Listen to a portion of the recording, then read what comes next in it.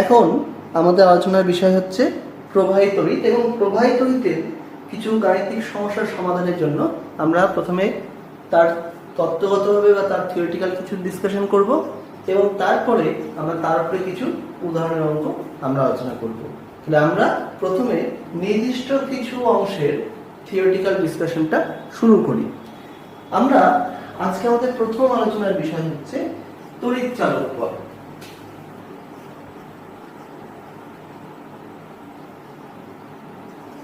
তড়িৎ চালক বল এবং তার সঙ্গে তড়িৎ বিভব, অভ্যন্তরীণ রোধ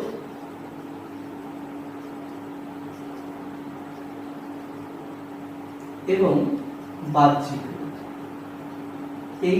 এই চারজনের পারস্পরিক সম্পর্ক, এদের রাশিমালা, এদের একে অপরের উপর নির্ভরতা, সেগুলো নিয়ে আমরা প্রথমে আলোচনা করব। এখন তড়িৎচালক বল বলতে কি বোঝায়?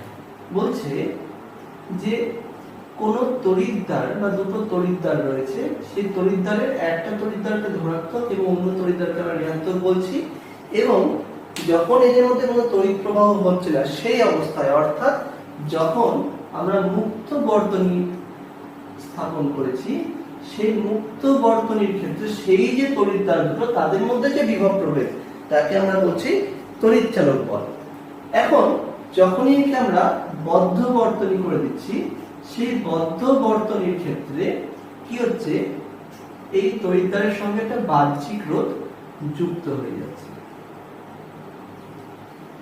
আমরা বাহ্যিক রোধটাকে ক্যাপিটাল আর হচ্ছে, তাহলে তড়িৎ কি হচ্ছে, এই বরাবর প্রবাহিত হচ্ছে। সেক্ষেত্রে এই যে তড়িৎ কোষ বা হচ্ছে ব্যাটারি যাকে বলা হচ্ছে, তার মধ্য দিয়েও কিন্তু তড়িৎ প্রবাহ হচ্ছে, ফলে তার মধ্যে তড়িৎ প্রবাহের যে বাধা, তাকে আমরা বলছি তার আভ্যন্তরীণ রোধ স্মল আর। তাহলে আমরা পেয়ে গেলাম যে এই যে তড়িৎদ্বার দুটো রয়েছে, সেই তড়িৎদ্বার দুটোর মধ্যে যে বিভব প্রভেদ কার্যকর, তাকে আমরা বলছি তড়িৎচালক বল ই। এর মধ্যে দিয়ে যখন তড়িৎ প্রবাহ হচ্ছে, সেই তড়িৎ প্রবাহ হওয়ার জন্য যে বাহ্যিক রোধের সঙ্গে যুক্ততা, সে হচ্ছে ক্যাপিটাল আর। এবং যখন তড়িৎ কোষের মধ্যে তড়িৎ প্রবাহ হচ্ছে, সেক্ষেত্রে যে রোধ আছে তাকে আমরা বলছি স্মল আর। এই ক্ষেত্রে যদি প্রবাহ মাত্রা আই হয়, তাহলে আমরা বলতে পারবো I equal to E divided by capital R plus small R. কেন হলো? দেখো, তড়িৎ প্রবাহ যখন হচ্ছে, এই আই প্রবাহ মাত্রা ক্যাপিটাল আর রোধ এবং স্মল আর রোধ দুজনের মধ্যে দিয়ে যাচ্ছে, তাই দুজনের মধ্যে যেহেতু প্রবাহ মাত্রা সমান, তাহলে আমরা কি বলতে পারবো যে এই দুটো কোষ পরস্পর শ্রেণী সমবায় রয়েছে। তাহলে তুল্য রোধ কত? ক্যাপিটাল আর প্লাস স্মল আর। এবার এই দুটো রোধ কার কার সঙ্গে যুক্ত? এই যে তড়িতের দুটো প্রান্তের মধ্যে যুক্ত, এদের মধ্যে বিভব প্রভেদটাই তো হচ্ছে তড়িৎচালক বল ই। তাই প্রবাহ মাত্রা কত হবে? I equal to E divided by capital R plus small R. এখন এই যে রোধটা আছে বাহ্যিক রোধ, সেক্ষেত্রে বিভব প্রভেদ যদি ভি হয়, তাহলে ওহমের সূত্র কি বলছে? ভি ইকুয়াল টু আই আর। তাহলে এবার আমরা পেয়ে যাব আমাদের নির্ণয়ের সম্পর্কগুলো। তাহলে আমরা কি বলতে পারবো? ই সমান সমান I into capital R plus small R. তাহলে এই সূত্র দিয়ে কিছু অঙ্ক হবে। তাহলে আবার বলতে পারি E equal to I R plus I into small R.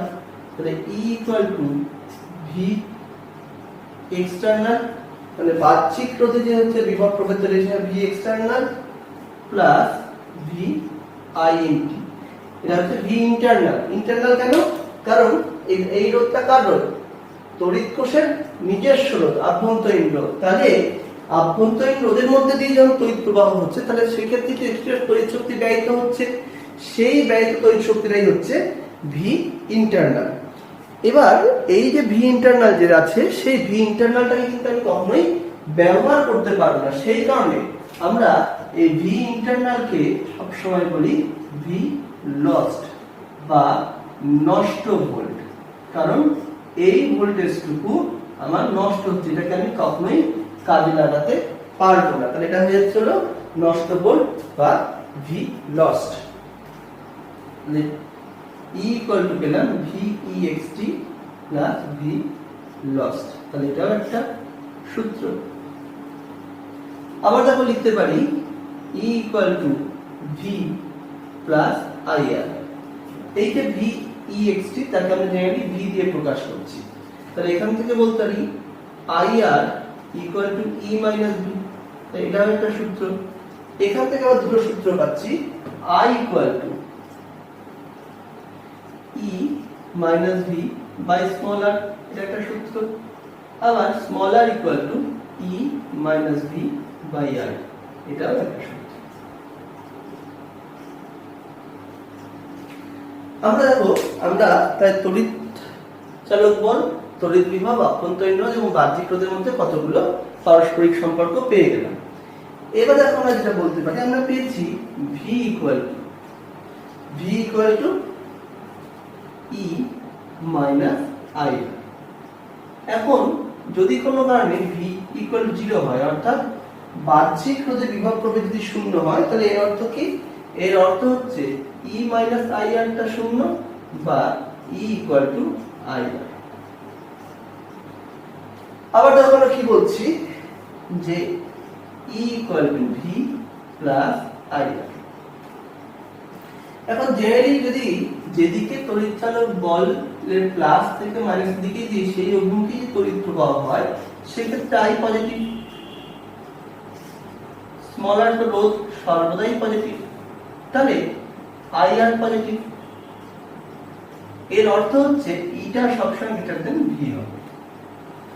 এখন যদি এরকম কোনো ঘটনা হয় যে যেদিকে তড়িৎ চালক বল তার বিরুদ্ধে বাহ্যিক কোনো উৎসের জন্য তড়িৎ প্রবাহ হচ্ছে, অর্থাৎ এরকম বলতে যে আমি বাহ্যিক কোনো উৎসের সাথে তড়িৎ প্রবাহ বিপরীত দিকে চালনা করলাম, সেক্ষেত্রে I নেগেটিভ, R তো পজিটিভই থাকে, সেক্ষেত্রে IR নেগেটিভ। এর অর্থ হচ্ছে E লেস দেন V। তাহলে যদি প্রশ্ন করে যে কোন বিশেষ ক্ষেত্রে বিভব প্রভেদ তড়িৎ চালক বল অপেক্ষা বৃহত্তর হবে, তাহলে আমরা কি বলবো? যদি তড়িৎ প্রবাহের অভিমুখ তড়িৎ চালক বলের অভিমুখের বিরুদ্ধে হয়, তাহলে আমরা বলবো যে সেক্ষেত্রে বিভব প্রভেদ কিন্তু বেশি হবে। তাহলে যখন আমরা কার্বন রোধক নিয়ে আলোচনা করব, তখন কার্বন রোধকের ক্ষেত্রে আমি একটা লাইন সবসময় একটু মুখস্থ রাখতে বলি। সেই লাইনটা কিন্তু তোমাদের বইয়ে নেই বা কোনো থিওরি না, কিন্তু এই লাইনটা মুখস্থ রাখলে তোমাদের এই সিরিয়ালটা মনে থাকবে, সেই জন্য আমি বলি। লাইনটা হচ্ছে BB Roy gets back very good wife. BB ক্যাপিটালে দুটোই B আছে, BB capital ROY, capital G, তারপরে গেটসের জিটা ক্যাপিটাল, ব্যাকের ভিটা ক্যাপিটাল, ভেরির ভিটা ক্যাপিটাল, গুডের জিটা ক্যাপিটাল, ওয়াইফের ডাবলটা ক্যাপিটাল। তাহলে BB Roy gets back very good wife. এখানটা দেখো ক্যাপিটালে আছে BB ROY GB VGW। তাহলে এই যে সবগুলো, সেটা কিন্তু সবগুলোই এক একটা বর্ণ। যদি আমি সেগুলোকে পরপর সিরিয়ালি লিখি, তাহলে প্রথম B হচ্ছে ব্ল্যাক, এবং এই ব্ল্যাকটা বোঝায় 0, তারপরে বিটা বোঝায় ব্রাউন 1, তারপরে বিটা হচ্ছে রেড 2, তারপরে অরেঞ্জটা 3, তারপরে হোয়াইটটা ইয়েলো 4, তারপরে জিটা গ্রিন 5, তারপরে ব্লু হচ্ছে B হচ্ছে ব্লু 6, V হচ্ছে ভায়োলেট 7, গ্রে হচ্ছে G হচ্ছে গ্রে 8, W হচ্ছে হোয়াইট 9। এই সিরিয়ালটা তোমাদের মনে রাখতে হবে, কারণ এই ভ্যালুগুলোর উপরে কিন্তু ডিপেন্ড করে রেজিস্ট্যান্সের মানটা কত হবে। তার সঙ্গে ফোর্থ ব্যান্ড যেটা থাকে, সেটা সবসময় হয় গোল্ডেন হবে, না সিলভার হবে, না সে অ্যাবসেন্ট থাকবে। যদি ফোর্থ ব্যান্ডটা গোল্ডেন হয়, তার মানে ত্রুটি হচ্ছে 5%, মানে তাপমাত্রা চেঞ্জ হলে বা অন্য কোনো কিছু চেঞ্জ হলে, অন্য কোনো বাহ্যিক হচ্ছে প্রভাবের চেঞ্জ হলে রোধের পরিবর্তনটা 5% এর থেকে বেশি হবে না। যদি ফোর্থ ব্যান্ডটা সিলভার হয়, তাহলে এই ত্রুটি হচ্ছে 10%। যদি এই ফোর্থ ব্যান্ড না থাকে, তাহলে সেটা হচ্ছে 20%। এটাকে আমরা বলছি ত্রুটি, কতটা ত্রুটি ম্যাক্সিমাম আসতে পারে। এবার রুলটা কি, নিয়মটা কি? আমরা পরপর যদি first, second, third, fourth band যদি বলি, তাহলে প্রথম ব্যান্ডের যে ভ্যালু হবে সেটা হচ্ছে দশকের মান হবে, কোন সংখ্যা দশকের মান হচ্ছে সেই ভ্যালুটা। যদি সেকেন্ড ব্যান্ডটা থাকে, সেকেন্ড ব্যান্ডটা হবে হচ্ছে এককের মান। এরপর থার্ড ব্যান্ডটা হচ্ছে 10 এর ঘাত, এবং ফোর্থ ব্যান্ডটা হচ্ছে শতকরা ত্রুটি। আমি একটা উদাহরণের সাথে তোমাদেরকে বোঝাচ্ছি। আমি হয়তো বললাম কোথাও কার্বন রোধক আছে যার প্রথম ব্যান্ডটা হয়তো ইয়েলো, তারপরটা হয়তো রেড, তারপরটা হয়তো হোয়াইট, তারপরটা হয়তো গোল্ডেন। তাহলে ইয়েলো মানে কত? ইয়েলো মানে দেখো 4, রেড মানে 2, হোয়াইট মানে 9, আর গোল্ডেন মানে প্লাস মাইনাস 5%। তাহলে ভ্যালুটা কি লিখবো? ওই যে বললাম দশক হচ্ছে ইয়েলো, তাহলে দশক মানে 4, একক হচ্ছে রেড 2, 42। এই যে দেখো দশক এবং একক, দশক একক ইনটু 10, 10 এর ঘাতটা কত হবে? তৃতীয়টা, সেটা কত? 9 প্লাস মাইনাস 5%। তাহলে বলে দিই ওহম প্লাস মাইনাস 5%। এটা হচ্ছে আমার সেই রোধের মান, রেজিস্ট্যান্সটা। আমি আরেকটা উদাহরণ নিচ্ছি, হয়তো ব্রাউন, ব্ল্যাক, ব্ল্যাক, সিলভার। এবার ব্রাউন মানে কত? ব্রাউন মানে 1, ব্ল্যাক মানে 0, ব্ল্যাক মানে 0 প্লাস মাইনাস 10%। তাহলে কত হচ্ছে? দশকের মান 1, এককের মান 0 ইনটু 10, পাওয়ারটাও হচ্ছে 0, এত ওহম প্লাস মাইনাস 10%। এটা হচ্ছে রোধের। আমরা আরেকটা উদাহরণ নিচ্ছি, হয়তো আমরা বলছি ব্লু, তারপরে তো বললাম ব্রাউন, তারপরে তো বললাম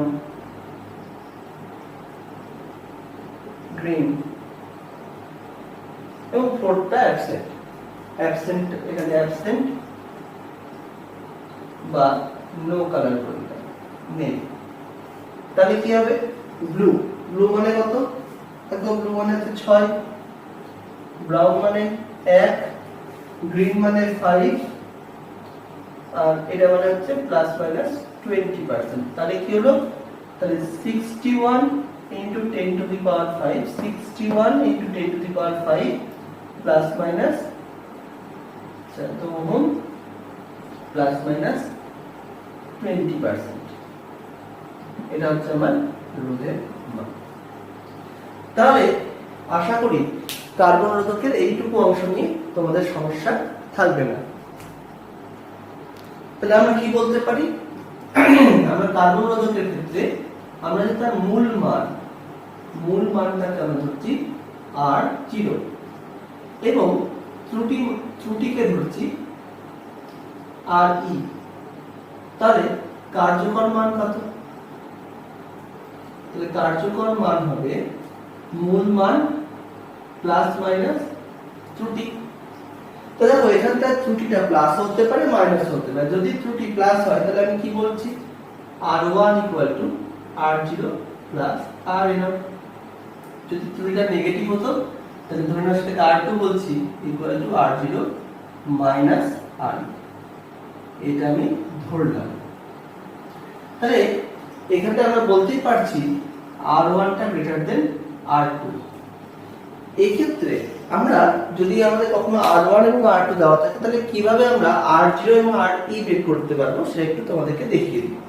দেখো আমরা যদি হচ্ছে বলি R1 প্লাস R2 তাহলে কত হবে? R0 plus R0 plus R0 minus R0 equal to twice of R0। তাহলে R0 ইকুয়াল টু কত? R1 plus R2 by 2। একইভাবে আমরা R1 থেকে R2 বিয়োগ করি তাহলে কত হবে? R0 plus R0 minus R0 plus R0 equal to twice of R0। তাহলে R0 equal to R1 minus R2 by 2। তাহলে যদি কখনো কোনো রোধের সীমা দেওয়া থাকে তাহলে সেই সীমা ক্ষেত্রে নিম্নমান এবং উচ্চমান দুটোকে যোগ করে 2 দিয়ে ভাগ করলে আমরা পেয়ে যাব রোধের মূল মান, এবং বিয়োগ করে 2 দিয়ে ভাগ করলে পেয়ে যাব ত্রুটি। এক্ষেত্রে একটা খুব গুরুত্বপূর্ণ কথা, অনেক সময় ওহমের সূত্রের কোনো অঙ্কে রোধের মানটা কার্বন রোধকের সাহায্যে বর্ণের সাথে দেওয়া থাকলো, অর্থাৎ কালার কোডের সাথে দেওয়া থাকলো, সেই সকল ক্ষেত্রে কিন্তু আমরা শুধুমাত্র মূল মান নিয়ে কাজ করব। সেক্ষেত্রে কিন্তু ত্রুটিটাকে আমরা অগ্রাহ্য করব। এরপরে আমরা আলোচনা করব রোধের উষ্ণতা গুণাঙ্ক নিয়ে। আমরা রোধের উষ্ণতা গুণাঙ্ক নিয়ে এখন একটু আলোচনা করছি। রোধ কাকে বলে? যদি প্রশ্ন আসে রোধ কাকে বলে, তাহলে আমরা বলবো কোন পরিবাহীর মধ্যে দিয়ে যখন তড়িৎ প্রবাহিত হয়, সেই তড়িৎ প্রবাহে যে বাধার সৃষ্টি হয় তাকে আমরা বলছি রোধ। তাহলে কোন পরিবাহীর মধ্যে দিয়ে যখন তড়িৎ প্রবাহ হয়, সেক্ষেত্রে বাধাটা কেন হয় বা বাধাটা কেন আসে? দেখো, আমি একটা ছবি এখানে এঁকেছি। সেই ছবিতে যদি তোমরা খুব ভালো করে খেয়াল করো, তাহলে তোমরা যেটা বুঝতে পারবে যে যখন এর মধ্যে দিয়ে তড়িৎ প্রবাহিত হবে, এখানটা দেখা অনেকগুলো অনুপরমাণু রয়েছে। এই অনুপরমাণুগুলো কিন্তু কখনোই স্থির থাকে না, কারণ এদের তাপজ গতির জন্য এরা সর্বদাই কম্পনশীল। এই কম্পনশীল থাকার জন্য এর মধ্যে দিয়ে যখন মুক্ত ইলেকট্রনগুলো গতিশীল হচ্ছে, তখন তাদের সঙ্গে সংঘর্ষ হচ্ছে এবং এই সংঘর্ষের ফলে মুক্ত ইলেকট্রনগুলোর গতি বাধাপ্রাপ্ত হয়। এই গতি বাধাপ্রাপ্ত হওয়ার ঘটনাতেই রোধের সৃষ্টি হয়। আমি যদি এটাকে আমাদের দৈনন্দিন জীবনের উদাহরণের সাথে তুলনা করি, তাহলে তোমরা দেখবে যে রাস্তার মধ্যে মানুষ চলাচল করে, রাস্তা থেকে এপার ওপার হয়। এবার যদি কখনো রাস্তা ফাঁকা থাকে, তার মানে সেই ফাঁকা রাস্তার মধ্যে দিয়ে লোক কম যাতায়াত করছে, তাহলে সেই রাস্তায় কিন্তু আমি গাড়িকে বা আমার বাহনকে খুব দ্রুত গতিতে নিয়ে যেতে পারবো, অর্থাৎ আমার বেগ কম হবে, তার কারণ বাধাটা কম সৃষ্টি হয়েছে। কিন্তু যদি রাস্তার এপার থেকে ওই পারে বেশি পরিমাণে লোক যাতায়াত করে, সেক্ষেত্রে তারা কি করবে, আমার গতিতে বাধা সৃষ্টি করবে এবং আমার বেগ কমে যাবে। এক্ষেত্রে আমার কিন্তু বাধা বেড়ে গেল। ঠিক একইভাবে বলতে পারি যে তাপমাত্রা যখন কম থাকে, তখন এই যে উপস্থিত যে অণুগুলো রয়েছে তাদের কম্পনটা কম হয়, ফলে মুক্ত ইলেকট্রনের সঙ্গে তাদের সংঘর্ষের পরিমাণ খুব কম হয়। তাপমাত্রা কম থাকলে কম্পন কম, ফলে সংঘর্ষ কম, ফলে মুক্ত ইলেকট্রনগুলো চলাচলে সুবিধা হয়, অর্থাৎ রোধ কম হয়। কিন্তু যখন তাপমাত্রা বাড়িয়ে দিব, কম্পন বেড়ে যাবে, ফলে সংঘর্ষের প্রবণতা বাড়বে এবং এর ফলে কি হচ্ছে, রোধ বেড়ে যাবে। এখন আমরা ধরে নিচ্ছি যে যখন তাপমাত্রা T1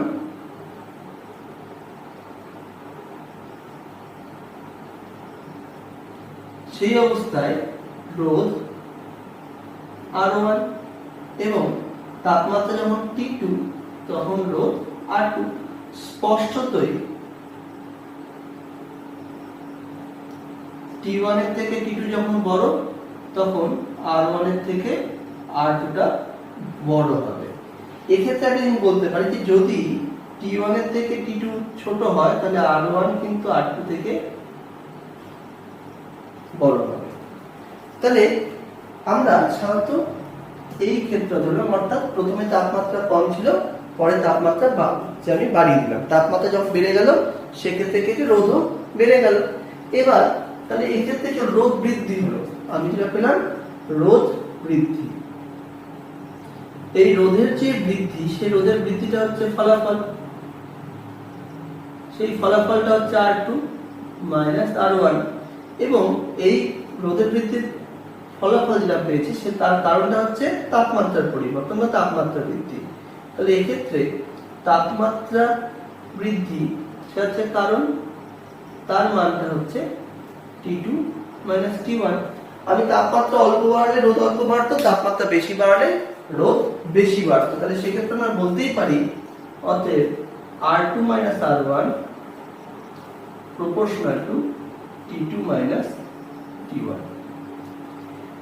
এর পরবর্তীতে আমরা দেখো কি বলতে পারি। আমি ধরলাম তাপমাত্রা একটা নির্দিষ্ট পরিমাণ বাড়লে, হয়তো T1 থেকে যখন T2 তাপমাত্রা করলাম, তখন হয়তো রোধ 1% বাড়বে। আমি ধরলাম যে তাপমাত্রা যখন T1 থেকে আমি T2 করলাম, তখন রোধের বৃদ্ধি হবে 1%। তাহলে আমি ধরছি যে আমি প্রাথমিক যে রোধটা নিয়েছিলাম সেটা ছিল 10 ওহম। তাই যখন তাপমাত্রা T1 থেকে বাড়িয়ে T2 করলাম, তখন কতটা বাড়লো, 1% বাড়লো। তাহলে এখন রোধ তাহলে বৃদ্ধি কত হলো, 10 ওহমের 1%, তাহলে দাঁড়াচ্ছে 0.1 ওহম। কিন্তু যদি আমি রোধের মানটা 10 ওহম না নিয়ে যদি একটু বেশি নিতাম, হয়তো আমি 1000 ওহম নিতাম। T1 থেকে T2 করেছি, সেক্ষেত্রে তো 1% হবে, কিন্তু সেই 1% কিন্তু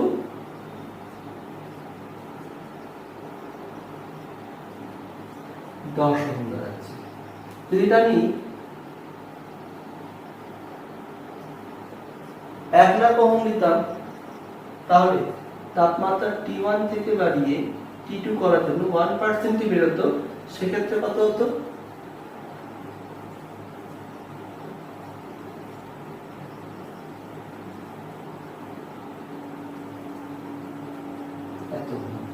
কেন এরকম হলো? প্রত্যেকবার তো 1% বাড়ছে, কিন্তু দেখো এই যে বৃদ্ধিটা নির্ভর করছে প্রাথমিক মানের উপরে। তাহলে রোধের যে বৃদ্ধি হলো সেই বৃদ্ধির হারটা সমান হলেও কত পরিমাণ বাড়বে সেই পরিমাণটা, অর্থাৎ রোধের বৃদ্ধির যে মানটা সেই মানটা কিন্তু নির্ভর করছে প্রাথমিক মানের উপরে। প্রাথমিক মান যদি আমি অল্প নিই তাহলে রোধের বৃদ্ধি অল্প হবে, প্রাথমিক মান যখন আমি বেশি নেব তখন রোধের মান বেশি বৃদ্ধি পাবে। তাহলে এখান থেকে বলতে পারবো R2 - R1 proportional to R1। এই যে এগুলো ছিল তো হচ্ছে R1, R1 এর মান যত বাড়ালাম এই যে এগুলো তোমার হচ্ছে R2 - R1 বৃদ্ধি সে তত বেশি হচ্ছে। সেই কারণে আমরা লিখতে পারলাম রোধের বৃদ্ধি proportional to প্রাথমিক মান। তাহলে আমি দুটো সম্পর্ক পেয়েছি। আমরা নিচে একটা সম্পর্ক পেয়েছিলাম R2 - R1 proportional to T2 - T1।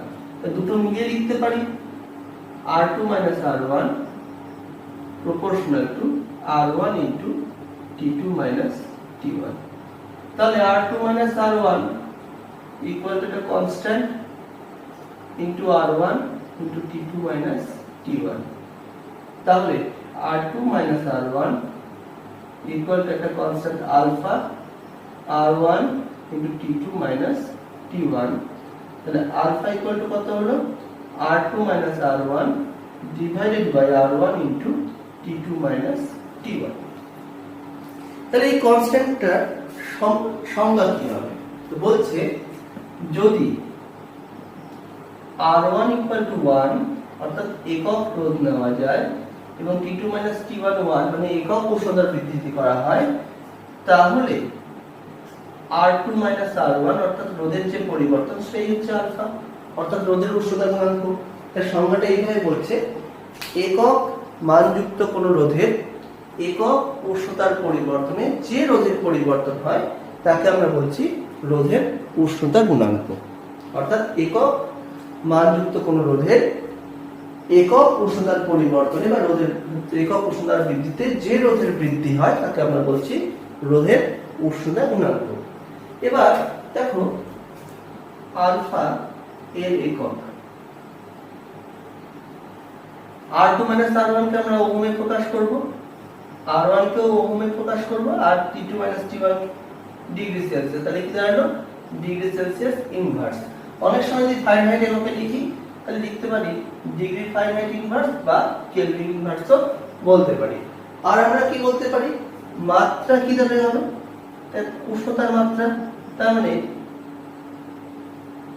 আলফার মাত্রা ক্যাপিটাল থিটা ইনভার্স বা স্মল থিটা ইনভার্স আমরা বলতে পারি। আমরা আমাদের সমীকরণটা পেয়েছিলাম alpha equal to R2 - R1 by R1 into T2 - T1। তাহলে R2 - R1 ইকুয়াল টু কত হলো? Alpha R1 T2 - T1। তাহলে R2 ইকুয়াল টু কত হলো? R1 plus R1 alpha T2 - T1।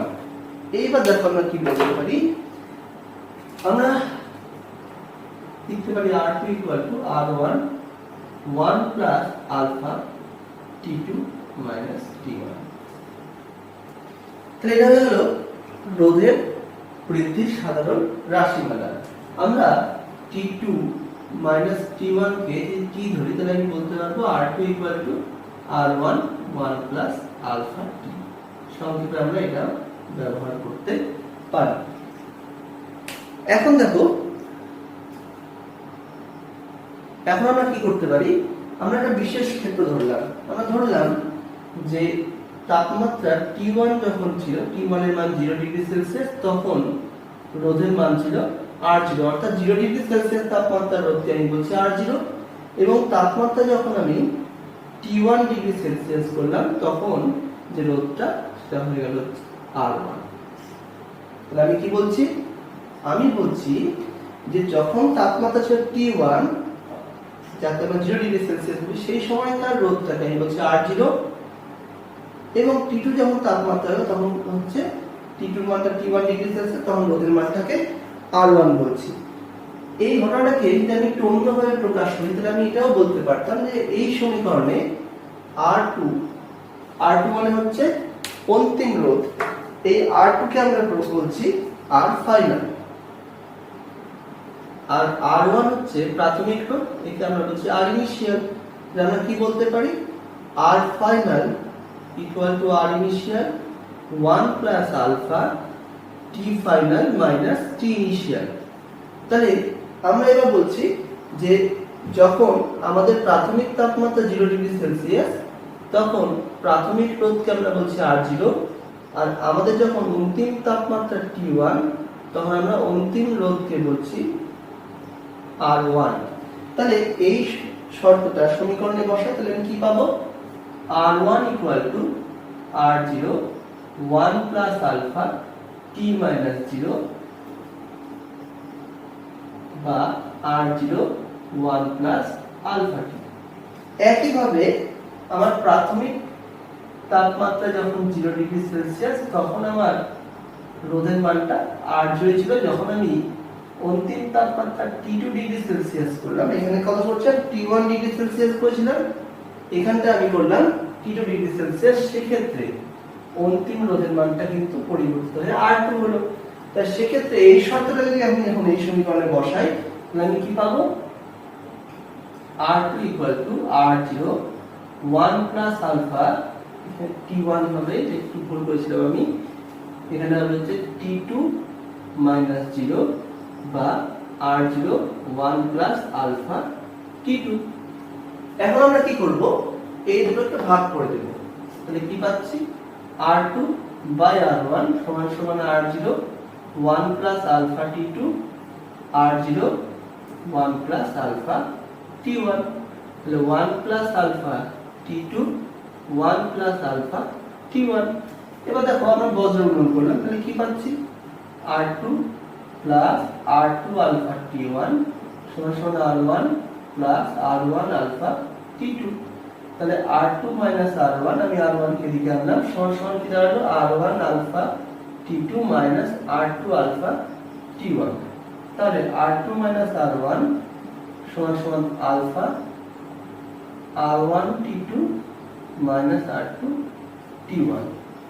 তাহলে আলফা সমান সমান R2 minus R1 divided by R1 T2 minus R2 T1। তাহলে আমরা দেখো রোধের উষ্ণতা গুণাঙ্কের একটা বিশেষ সমীকরণ পেয়ে গেলাম, এবং আমার ধারণা যে যদি এইটুকু থেকে তোমরা ভালো করে করে নিতে পারো তাহলে এই তিনটে টপিক সম্পর্কে প্রায় সমস্ত অঙ্কই তোমরা করে নিতে পারবে।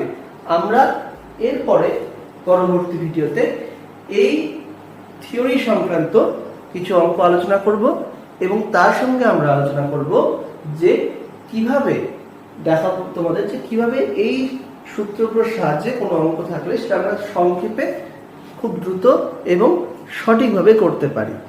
তাহলে এই ভিডিওটুকু তোমরা ভালো করে দেখো, ভালো করে দেখে খাতার মধ্যে এখানকার সূত্রগুলো ভালো করে টোকো, সূত্রগুলোর ক্ষেত্রে কোন জায়গাটা বা কোন সমীকরণটা কোন ক্ষেত্রে প্রযোজ্য সেটা একটু ভালো করে লিখে রাখো।